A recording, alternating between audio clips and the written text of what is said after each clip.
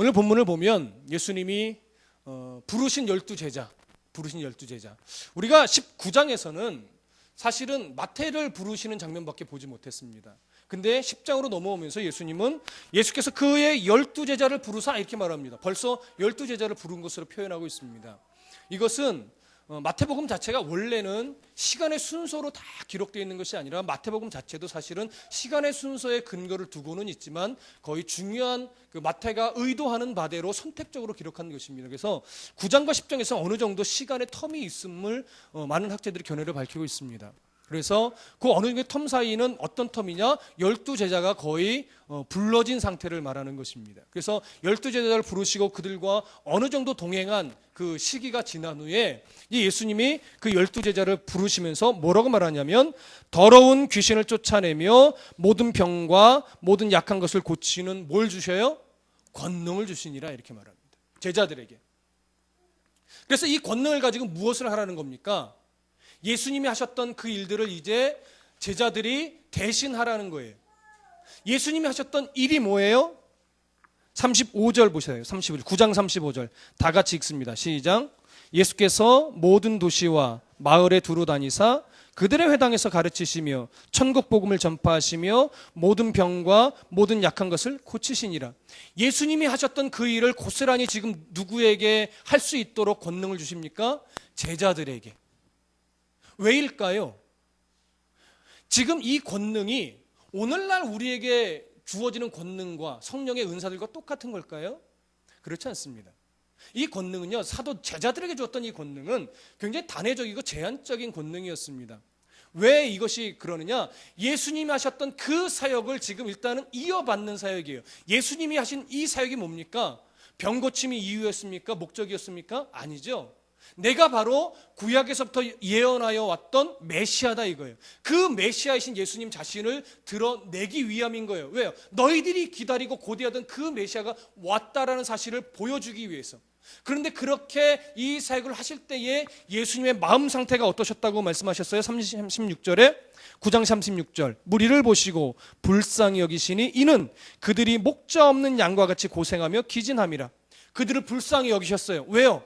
목자 없는 양과 같이 버려져 있기 때문에. 누가 목자의 역할을 감당 안 하고 있었습니까? 서기관, 제사장, 종교 지도자들이요. 마땅히 성경 속에 구약부터 예언된 메시아를 기다리면서 예수의 행적을 보고 저분이 메시아입니다, 저분한테 엎드립시다, 저분을 믿읍시다라고 백성들을 이끌고 예수 앞에 당연히 엎드렸어야 되는데 종교 지도자들이 그 역할을 뭐예요? 안 해요. 하기 싫어해요. 왜요? 자기 기득권이 상실되니까.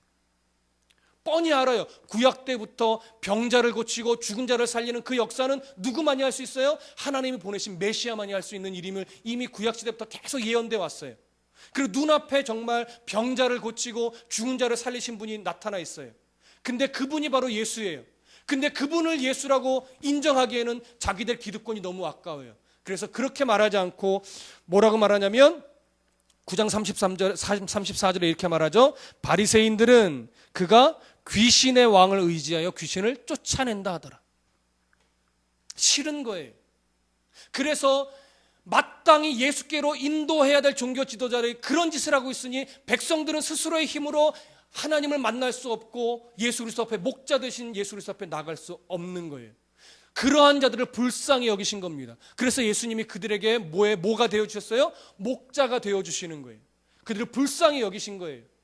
그래서 그들에게 내가 바로 너희들의 목자로서 왔다는 걸 나타내 보이기 위해서 뭐예요? 병든 자를 고치고 죽은 자를 살리신 거예요.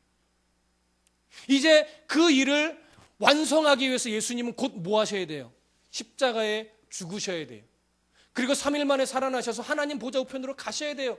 그러니 그 일을 이어받아서 또 누가 예수 그리스도가 메시아였다는 사실을 나타내고 증거해야 됩니까? 바로 예수님이 부르신 12제자인 거예요. 12제자가 이제 성령의 인도함을 받을 때까지 어디에 머물러 있어야 돼요? 예루살렘의 성에 머물러 있어야 됩니다. 그때까지는 뭐예요? 주님이 주신 이 권능으로 이 일을 감당해야 돼요. 그러나 오늘날에는 어떠한 능력을 힘입어서 우리가 이 사도는 아니지만 사도처럼 삶을 살아가야 됩니까? 성령의 힘을 의지해서. 그래서 지금 예수님이 12제자에게 주셨던 권능과 오늘 우리가 성령의 은혜로 일할 때 나타나는 현상들이 비슷한 모습이 있긴 하지만 똑같지는 않은 겁니다, 여러분. 그래서 이것을 동일하게 생각해서 예수님, 제가 주의 은혜로 주님 말씀만 붙잡고 살기를 원합니다. 12제자가 받았던 이 권능을 내게도 뭐예요? 주시옵소서 라고 기도하는 것은 조금 문제가 있습니다.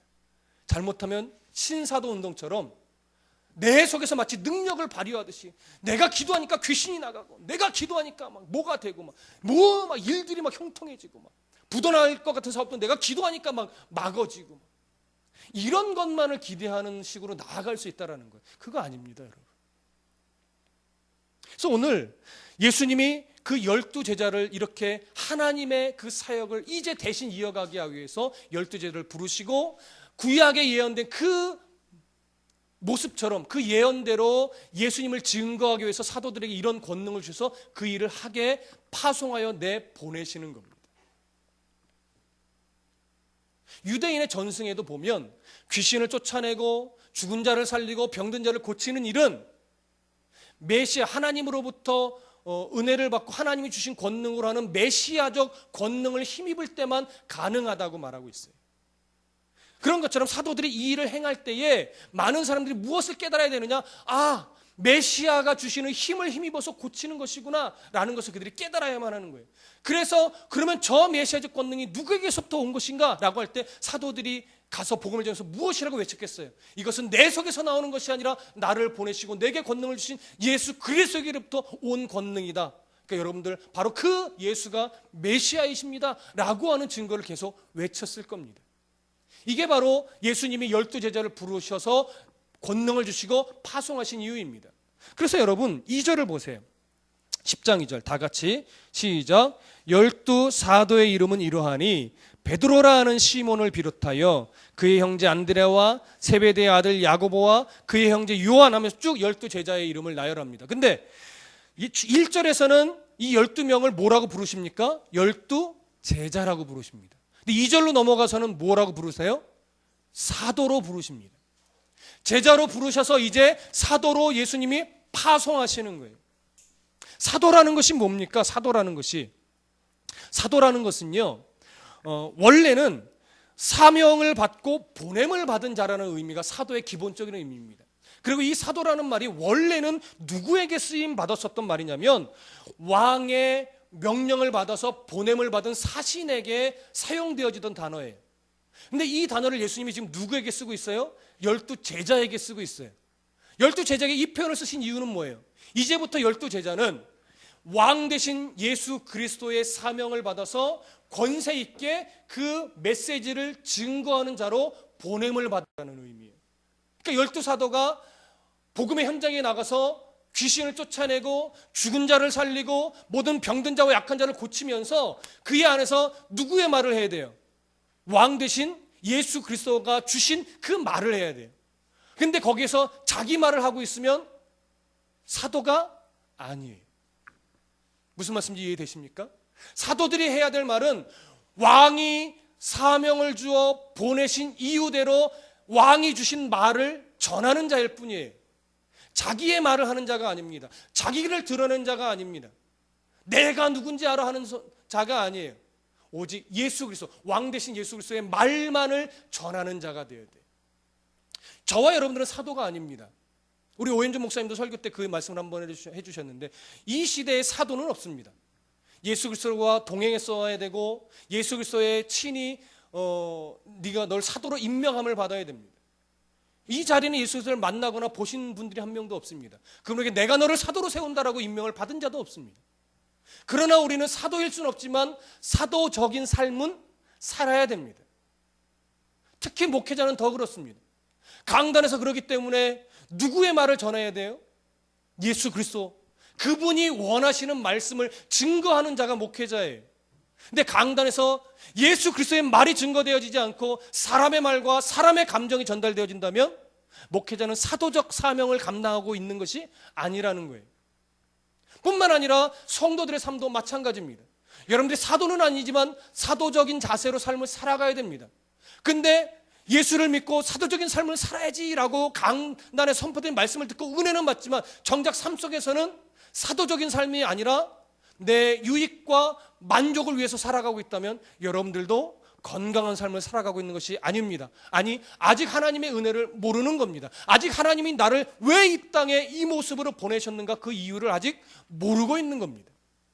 그래서 빨리 말씀을 통해서 깨달아야 됩니다. 왜 예수님이 나를 이 땅에 이 모습으로 이곳에 보내셨는가. 그것을 깨달아 알 때만이 하나님이 원하시는 대로 살아갈 수 있게 되고, 그럴 때 그 사람의 삶이 정말 사도적인 삶이 되는 것입니다. 여러분, 그러면 우리는 종종 이렇게 말할 수 있습니다. 하나님, 좀 속한 표현을 씁니다. 내 꼬라지를 좀 보세요. 이 꼬라지를 갖고 무슨 하나님의 사명을 감당합니까? 이렇게 말할 수 있어요. 그러나 여러분, 2절부터 4절까지 나오는 12 제자의 이름을 한번 머릿속에 떠올려 보십시오. 사도로 이를 감당할 만한 자질과 자격과 어떤 환경을 가진 사람이 있었나요? 세리 마태, 그리고 안드레, 세베대, 이 사람들 다 갈릴리에서 초라하게 살던 사람들이에요. 지식이 뛰어났던 사람도 아니고 재산이 많았던 사람도 아니고 어떠한 그 기득권을 행사하는 위치에 있었던 사람도 아닙니다. 세리 마태는 돈은 많았을지 몰라도 배신자요, 부정한 자요, 저런 인간과는 같이 상종도 하지 말라라고 외면당하던 자예요. 근데 예수님이 그런 자를 부르셨어요. 왜 이렇게 보잘것없고 연약하고 외면당하고 부정한 자라고 취급받던 이런 사람들을 제자로 부르셨을까요? 하나님은 못난 자를 사랑하셔요? 그래서 가난한 자만 위로받아야 돼요? 그럼 부자들은 뭐예요? 그거 아니죠. 부자와 가난한 자와 능력 있고 없음, 이게 하나님의 선택을 받을 요건이 되지 않는다라는 거예요. 부자와 가난한 자가 상관없고 지식이 많고 적음이 상관없고 중요한 것은 뭐예요? 하나님의 부름을 받았느냐 안 받았느냐가 중요하다는 것을 우리에게 그림으로 보여주기 위한 겁니다. 돈이 많으니까 선택을 못 받는 것도 아니에요. 가난해서 못 받는 것도 아니고 건강해서 받는 것도 아니고 건강하지 않아서 못 받는 것도 아니라는 거예요. 누구나 다 예수 그리스도를 주인으로 영접하고 내가 그분께 소망을 둔 자라면 그분은 다 제자이고, 그렇게 제자된 자는 다 누구나 사도적인 삶을 살아가야 되는 거예요. 근데 우리는 자꾸 뭘 보냐면 나를 이 모양인데도 이 꼬라진데도 나를 선택하시고 사랑하셔서 부르신 하나님, 그래서 나에게 사도적인 삶을 원하시는 그 하나님의 사랑과 은혜와 보내시는 하나님의 명령을 기억하지 못하고, 은혜는 받긴 받았는데 예수를 믿기는 믿는데 자꾸 뭘 봐요? 내 꼬라지를 보는 거예요. 내 꼬라지를 보니까 움츠러들게 되죠. 움츠러드니까 사도적인 삶을 살아나가는 것이 아니라 일단은 뭘부터 해결하려고 그래요. 이 꼬라지를 좀 좋은 꼬라지로 바꾸는 데만 자꾸 초점이 맞춰지는 거예요. 그러다 보니까 하나님이 뭘 원하시는지에 내 시선을 돌릴 만한 뭐가 없어요? 마음의 여유가 없습니다. 그래서 우리의 삶이 자꾸 성숙하게 깊이 있게 넓게 가지 못하고 그 자리에서 자꾸 맴도는 거예요. 신앙이 자라지 못하는 겁니다, 여러분. 왜요? 내 형편만을 보니까, 내 상황만을 보니까. 아니에요. 그 상황 하나님이 다 아십니다. 그 형편 하나님이 다 아십니다. 더 속된 표현을 하면 우리의 꼬라지가 얼마나 형편없는지 다 아신단 말이에요. 근데 그래도 날 사랑하시고 그 형편보다도 더 나에게 은혜를 베푸셔서 사도적인 삶을 살아가게끔 이끌어 가시기를 하나님이 원하세요. 그 사랑을 오늘 말씀 속에서 여러분 발견하셔야 됩니다. 자, 5절 보시겠습니다. 다 같이 시작. 예수께서 이 12를 내보내시며 명하여 이르시되 이방인의 길로도 가지 말고 사마리아인의 고을에도 들어가지 말고, 6절, 오히려 이스라엘 집에 잃어버린 양에게로 가라. 자, 예수님이 아주 엉뚱한 말씀을 하나 하십니다. 이방인에게도 가지 말아라. 이게 뭐예요? 이방인에게 복음을 지금 전하지 말아라, 이게. 사마리아인에게도 가서 복음을 전하지 말라라는 거예요. 사마리아는 같은 이스라엘 동족이지만 이 북이스라엘이 멸망하고 나서 그 아수르의 정책에 의해서 혼혈된 민족이 됐어요. 이스라엘 순수 혈통을 유지하지 못했습니다. 그래서 남쪽 중심의 경건한 유대인들은 그들을 손가락질했어요. 너 같은 사람은 우리 동족으로 인정하지 못한다. 그래서 사마리아인들하고 상종을 안 했습니다. 그래서 그런데 그렇게 소외받고 한이 있는 사마리아 사람들이에요. 근데 그들에게 가서 복음을 전하지 말래요. 그러면서 6절에 오히려 이스라엘의 잃어버린 양에게로 가랍니다. 이스라엘의 잃어버린 양이라는 것은 예루살렘을 말하는 겁니다. 예루살렘에 살고 있는 말하자면 순수 혈통 경건한 유대인들을 말하는 거예요. 그들에게 가서 복음을 전하래요. 근데 여기 오히려라고 하는 말은 헬라어로 다시 헬라어로 우리나라 말로 조금 더 이해하기 쉽게 표현하면 반드시라는 말이에요. 반드시.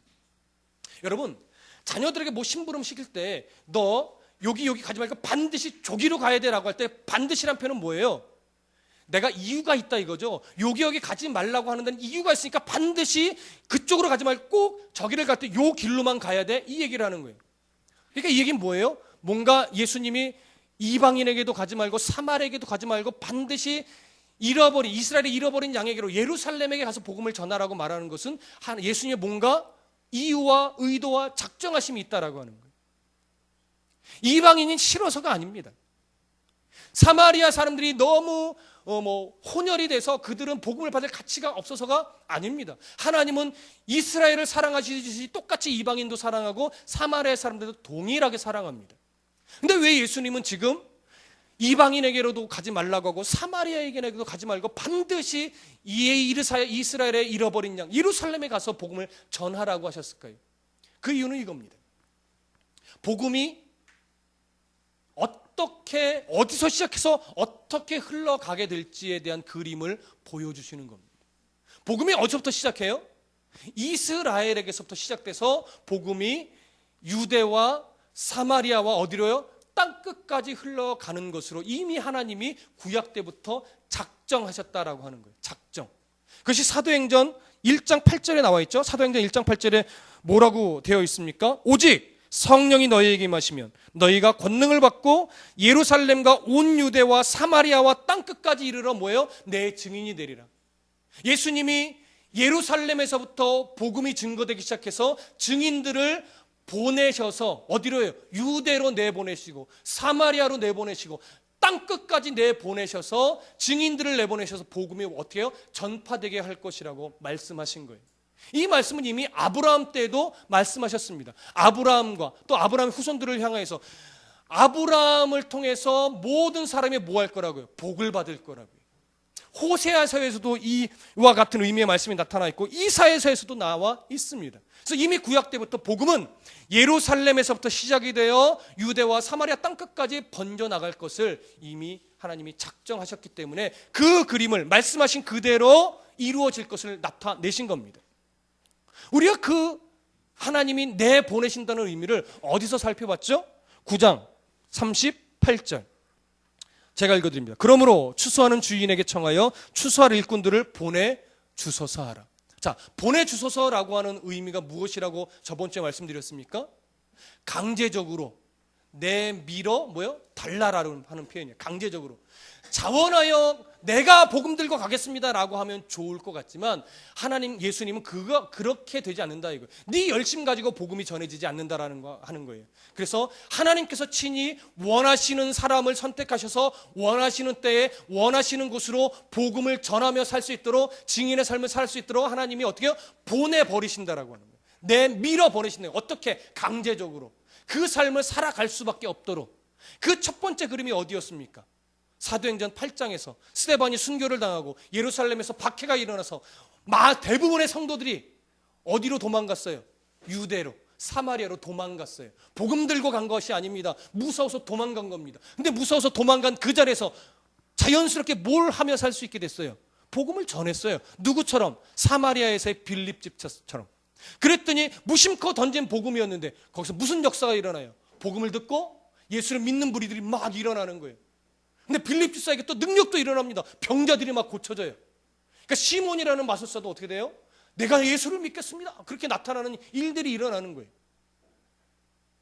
그 역사가 빌립 집사가 대단해서가 아니라는 거예요. 하나님이 보내신 거예요. 밀어내신 거예요. 강제적으로. 그래서 거기서 어떻게 돼요? 그냥 살게 하신 거예요. 근데 살면서 예수 믿고 은혜를 받았던 사람이니까 내가 사마리아 예루살렘에서 이런 일이 있었습니다라고 말할 수밖에 없게 된 거예요. 근데 그는 그냥 던진 말인데 그 말에 위로를 받고 힘을 얻고 예수가 정말 메시아이구나 인정하는 무리들이 일어난 것이죠. 다는 아니지만. 그러면서 교회가 세워지는 거예요. 이게 바로 내 보내주소서라는 말의 의미이고, 이게 바로 예수님이 우리를 보내시는 이유이고 보내시는 방법입니다. 우리는 그 그림을 보게 되는 것이죠. 이렇게 하나님께서는 예루살렘을 시작으로 유대와 사마리아로 복음을 흘려 보내실 겁니다. 우리가 살아가는 그 자리에서 복음이 흘러가도록 만드신단 말이에요. 그런데 여러분, 이 그림이 갖고 있는 중요한 또 하나의 의미가 있습니다. 왜 굳이 예수님은, 왜 굳이 하나님은 꼭 순차적으로 이렇게 예루살렘으로부터 시작해서 유대로, 사마리아로, 땅 끝까지로 복음이 흘러가게 하셨냐. 그냥 단번에 쫙쫙쫙쫙 그냥 조직적으로 보내셔서 거기서 한 번에 쫙 해가지고 전 세계가 복음에 꽃을 피우게 하시면 안 돼요? 그러셔도 되잖아요. 근데 예수님 그렇게 작정하지 않으셨단 말이에요. 굳이 하나님의 사람을 보내서 굳이 순서대로 복음이 흘러가게 하셨어요. 왜일까요? 이유는 이겁니다. 잘 생각해 보십시오. 하나님이 복음을 하나님이 선택한 자를 통해서 흘려 보내시지 않으면 그 누구도 복음을 듣고 구원받을 수 있는 자가 없다라고 하는 그림을 보여주시는 겁니다. 만약에 복음이 흘러가지 않았는데 스스로의 열심과 스스로의 안목과 스스로의 지혜로 하나님을 만날 수 있는 자가 있습니까? 없어요, 여러분. 종종 어떤 이단의 괴수는 이럽니다. 내가 기도 중에 하나님이 나타나서 나를 저곳으로도 보내고 저곳으로도 보내서 내가 하나님을 섬길 수 있게 되었다. 천만의 말씀이에요. 복음은요, 철저하게 사람을 통해서 증거되어집니다. 어떻게 해요? 성경의 말씀을 통해서 증거되어지고 그것이 가슴속에 예수 그리스도를 인정하는 믿음으로 어떻게 돼요? 바뀌어지는 겁니다. 그렇게 해서 하나님을 만나고 말씀과 함께 신앙이 자라는 것이지, 말씀을 전무하여 하나님의 어떤 신비적인 역사로 일으키시지 않아요. 하나님의 사람을 그렇게 불러내시지 않습니다. 신약 시대는 그러지 않습니다. 그래서 성경이 완성된 거예요. 여러분, 이 말씀의 이유를 아시겠습니까? 하나님의 방법은 하나님의 사람을 말씀을 들고 하나님 원하시는 곳에 보내셔서 그 말씀을 통하여 회심하고 하나님께 나아오도록 그렇게 작정하시고 그렇게 역사를 이끌어 가시는 겁니다. 오늘 이 그림이 바로 그런 그림이에요. 그 사명을 누구에게 줬느냐? 처음에는 제자들을 불러서 사도로 보내시면서 그 일을 주신 것이고, 오늘날은 사도는 아니지만 사도적 삶을 살아가도록 우리를 보내시는 겁니다. 근데 우리는 자꾸 이 사실을 놓치는 것이죠. 그래서 5절과 6절에 그런 중요한 의미가 있고요. 이제 7절부터 이제 8절을 보겠습니다. 8절 다 같이 읽습니다. 시작. 병든 자를 고치며 죽은 자를 살리며 나병한 자를 깨끗하게 하며 귀신을 쫓아내되 너희가 거저받았으니 거저주라. 자, 예수님이 말합니다. 천국 복음을 전파하고 병든 자를 고치고 죽은 자를 살리고 나병한 자를 깨끗하게 하고 귀신을 쫓아내되 너희가 그 내가 준 능력을 너희가 기꺼이 발휘를 하되 거저받았으니 거저 주어라 라고 하는 거예요. 왜 거저 받았으니 거저 주라고 말씀합니까? 복음을 너의 어떤 물질적인 이득을 취하는 뭘로 삼지 말아라? 도구로 삼지 말아라. 너에게 은사를 줬다 이거예요. 신유의 은사, 통변의 은사, 때로는 저는 별로 잘 인정하지 않지만 예언의 은사. 하나님 주시면 하는 거니까. 저는 별로 사모하지 않지만. 그런데 그런 은사가 처음에는 하나님의 은혜로 자연스럽게 축복의 통로로 하나님이 원하시고 필요하는 곳에서 사용되어지는데, 이것을 받은 자들이 이 겸손과 하나님이 주신 의와 의도를 분별하지 못할 때 점차 그 은사를 어떻게 써요? 자기의 기득권을 일으켜내고 자기의 물질적인 이익을 취하는 일로 그걸 쓴단 말이에요. 그렇게 되면 이미 변질되고 잘못된 거예요. 그렇게 복음이 사용되어져서는 안 되는 거예요. 예수님 그 변질을 지금 막으시는 겁니다. 그래서 거저받았으니 거저주라는 거예요. 복음을 가지고 헌금을 많이 걷는 요소로 사용된다면 하나님이 그 핏값을 그에게 물으실 겁니다. 조심해야 됩니다. 경각심을 가져야 됩니다. 여러분들이 나중에 하나님의 은혜로 때로는 신유의 은사를 받는 사람이 생겨날지도 모르겠습니다. 다드림교회에서는 여러분들이 어떤 은사를 받았든지 간에 저의 간섭을 받게 될 겁니다. 바르게 쓰임받을 수 있도록. 여러분들이 저의 간섭을 받지 않게 되면 그 은사가 여러분들을 드러내고 여러분들을 높이는 그런 은사가 될 겁니다. 그러나 제 느낌에는 하나님이 다드림교회는 그런 은사를 별로 주시지 않을 겁니다. 다만 무슨 은혜만 줘요? 말씀을 듣고 깨달아서 변화된 삶을 살아가고자 하는 그 욕심, 거룩한 욕심의 은혜는 주실 겁니다. 그것이 바로 8절의 말씀입니다. 근데 이어지는 9절과 10절의 말씀에서도 거의 동일한 의미의 말씀을 하시는데요. 다 같이 읽어봅니다. 시작. 너희 전대에 금이나 은이나 동을 가지지 말고 여행을 위하여 배낭이나 두버롯이나 신이나 지팡이를 가지지 말라. 이는 일꾼이 자기의 먹을 것을 받는 것이 마땅함이라. 자, 이 말은 뭐냐면 오늘날과 똑같이 적용될 수 있는 말씀은 아닙니다. 당시의 상황과 형편과 사도들에게 적용되어지는 말씀이긴 한데, 이것이 오늘날과 동일한 맥은 뭐냐면 복음을 전하는 자가 어떤 내 상황과 형편이 걱정이 되고 근심이 되고 올무가 되어서 사도적인 삶을 살아나가는데 방해가 되어서는 안 된다라고 하는 거예요. 이 말은 거꾸로 뒤집으면 철저하게 하나님이 우리의 형편과 처지를 안다라고 하는 것에 더 초점이 있습니다. 하나님이 우리의 상황과 형편을 알아서 충분히 사도적인 삶을 살아가도록 하나님이 필요한 때에 필요에 맞게 다 채워주실 텐데, 내가 이것도 없어서요, 내가 이게 부족해서요, 내가 좀 뭐가 모자라서요, 나는 아직은 못할 것 같아요 라고 하는 하나님 앞에서 내가 그렇게 삶을 살아나가는데 핑계를 대지 말라라고 하는 거예요. 올무에 지우지 말라라는 거예요. 하나님이 안다 이거죠. 네가 뭐가 부족하고 뭐가 연약하고 뭐가 없는지 안다 이거예요. 그러나 그것 때문에 사도적인 삶을 살아갈 수 없다라고 하는 핑계를 대지 말라 이거예요. 요것 좀 채워놓고 할게요. 채워줘도 안 합니다, 여러분. 하나님 이것 좀 막고 할게요. 이거 막아줘도 안 합니다. 그런 자들은 핑계 대지 말라라는 거예요. 지금 이 순간 말씀의 은혜를 받았을 때, 도전을 받았을 때 네 상황과 형편이 어떠하든지 간에 사도적인 삶을 살아가라는 거예요. 왜요? 하나님이 다 아시니까. 아신다에 초점이 있는 거예요. 왜 못 가냐 이거 아니에요, 여러분.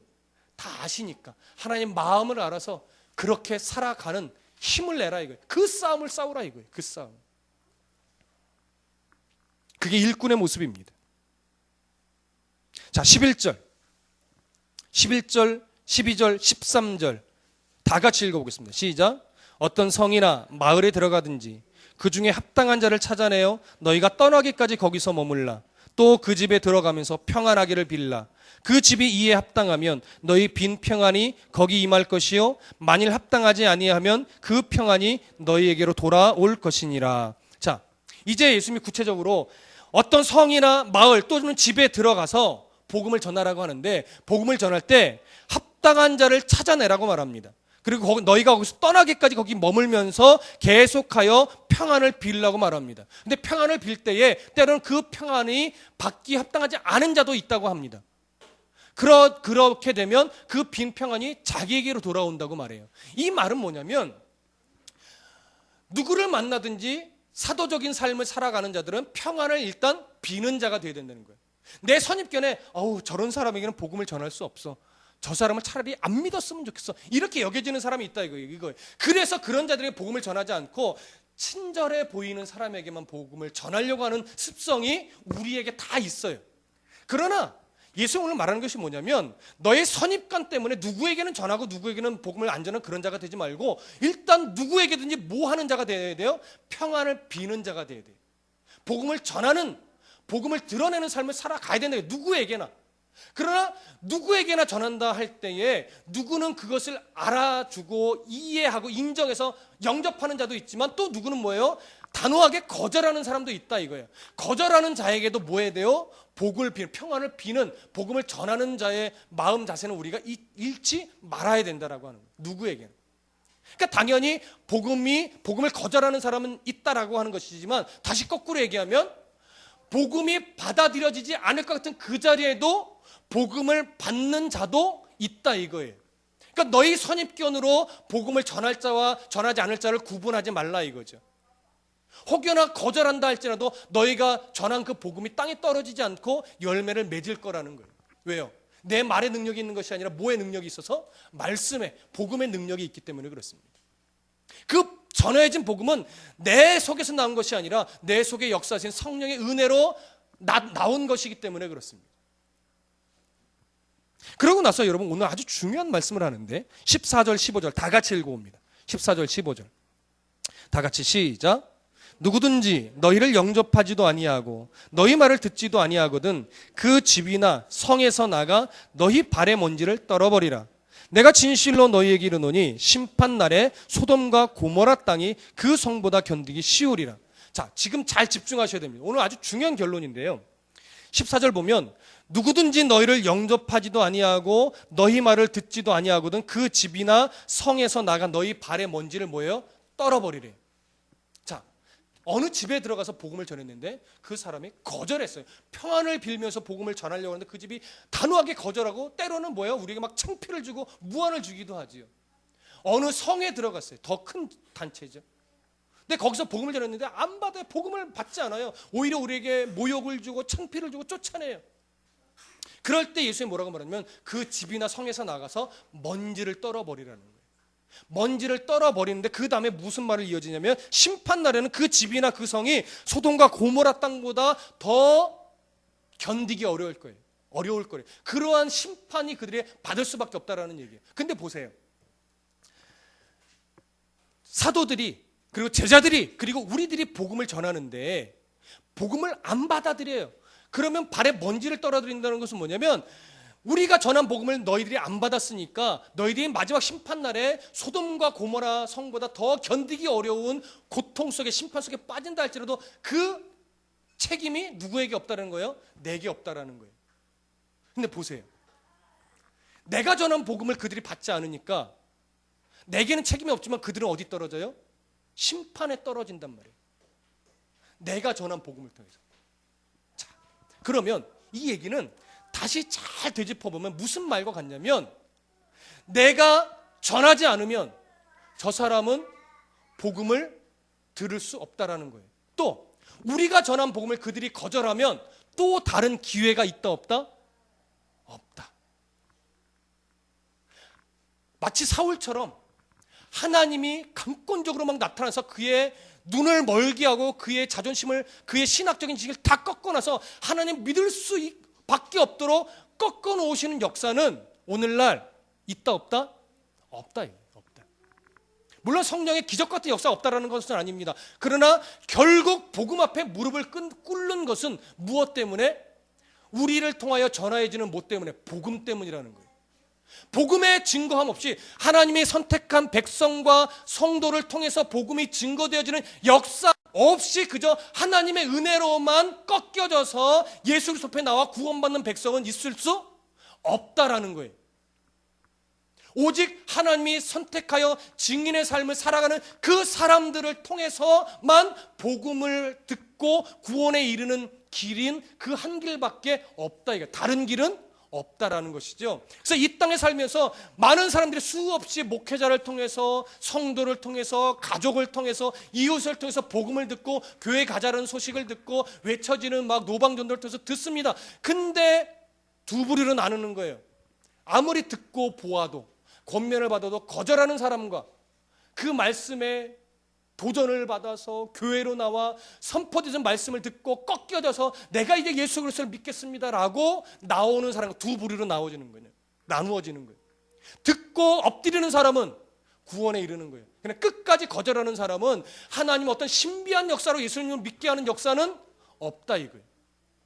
그래서 여러분들과 저의 위치와 우리들의 사명을 감당하는 삶이 그만큼 중요한 겁니다. 거지 나사로와 부자가 함께 죽었습니다.